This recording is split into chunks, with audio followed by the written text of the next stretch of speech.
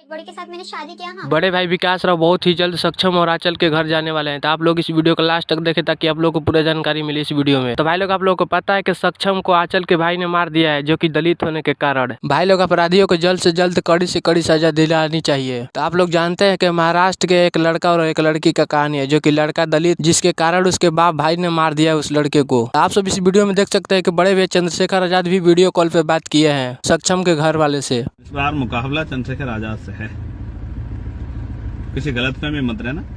धीरे धीरे कार्रवाई, बहुत ही जल्द अपराधियों को सजा मिलेगा। बड़े भैया विकास राव भी सक्षम के घर बहुत ही जल्द जाने वाले हैं महाराष्ट्र में। भाई लोग आप लोग इस वीडियो को ज्यादा से ज्यादा शेयर करें ताकि अपराधियों को जल्द से जल्द सजा मिले। विकास राव को इसी तरह से सपोर्ट कीजिए। तो इस वीडियो को लास्ट तक देखने के लिए धन्यवाद। तो मिलते अगले वीडियो में, तब तक के लिए जय भीम, जय भारत, नमो बुद्धाय। वो नहीं है तो क्या हुआ, उसके साथ, उसके डेड बॉडी के साथ मैंने शादी किया। हाँ, मतलब हमारा शादी हो गया। अब मैं यही उसके माँ बाप के साथ रहूंगी हमेशा, उनका बेटा बनकर उनको संभालूंगी। मतलब